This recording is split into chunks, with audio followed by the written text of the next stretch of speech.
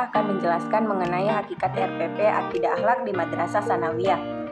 Tentunya kita sudah sering bukan mendengarkan kata RPP di dalam perkuliahan.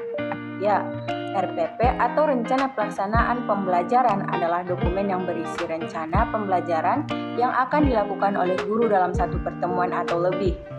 RPP berfungsi sebagai panduan bagi guru dalam melaksanakan proses pembelajaran agar berjalan secara sistematis dan terarah.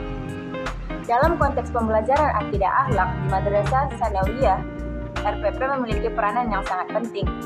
RPP Akidah Akhlak berfungsi sebagai panduan bagi guru dalam menyampaikan materi ajar yang berkaitan dengan akidah berupa keyakinan dan akhlak berupa moral dalam Islam.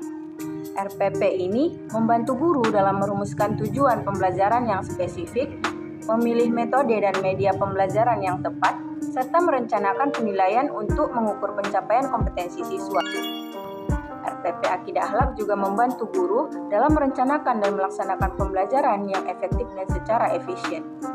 Dengan RPP, guru dapat memastikan bahwa semua aspek pembelajaran itu telah dipersiapkan dengan baik dan sesuai dengan kurikulum yang berlaku.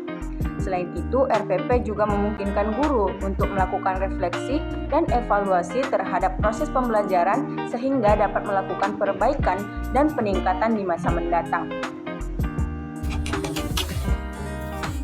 Dalam perkembangan RPP Akidah Akhlak di MTS, terdapat beberapa prinsip yang perlu diperhatikan. Pertama, RPP harus didasarkan pada kurikulum yang berlaku dan mengacu pada standar kompetensi dan kompetensi dasar yang telah ditetapkan. Kedua, RPP harus mengintegrasi nilai-nilai akidah dan akhlak dalam setiap kegiatan pembelajaran. Ketiga, RPP harus memperhatikan keberagaman siswa dan mengakomodasi kebutuhan siswa.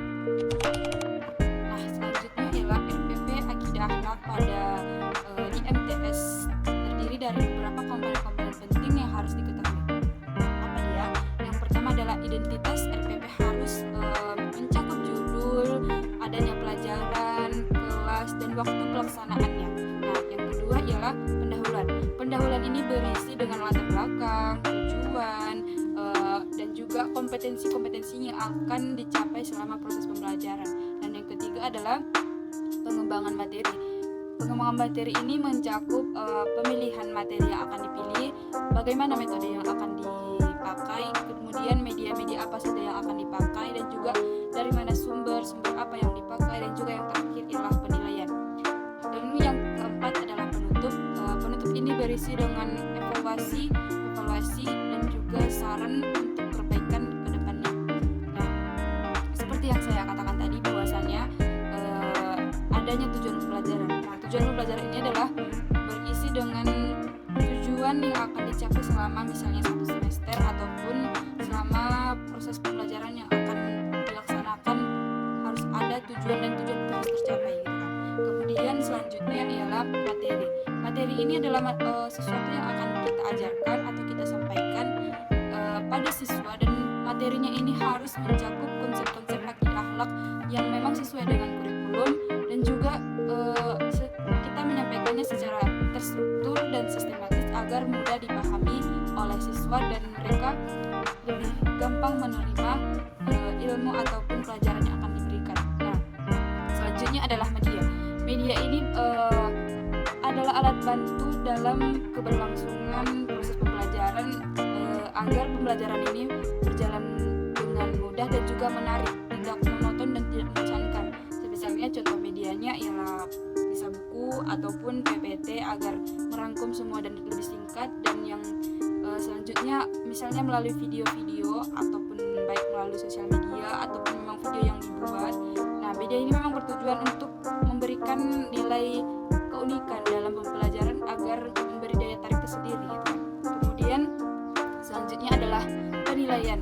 Nah, penilaian ini adalah cara yang dipilih untuk mengukur bagaimana pencapaian pembelajaran yang telah dilakukan, apakah mengalami kenaikan ataupun mengalami penurunan. Nah, di penilaian ini kita akan melihat di sini dalam penilaian.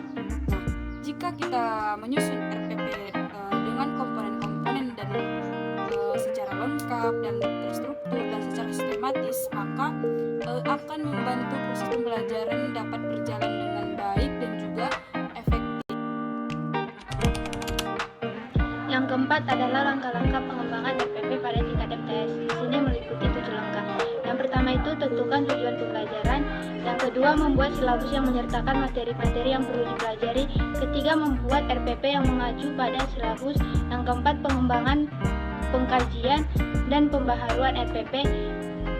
Kelima, pengimplementasian RPP oleh guru. Keenam, pengkajian dan pemantauan pembelajaran. Dan yang ketujuh, pembaharuan RPP sesuai dengan hasil pengkajian. Semua langkah-langkah ini mengacu pada kurikulum 2013 dan harus dilaksanakan dengan pemahaman tentang perubahan kurikulum dan terlaksanakannya RPP. Jadi, dengan mengikuti langkah-langkah ini, guru dapat merencanakan pembelajaran yang terstruktur dan efektif. Sekian, terima kasih.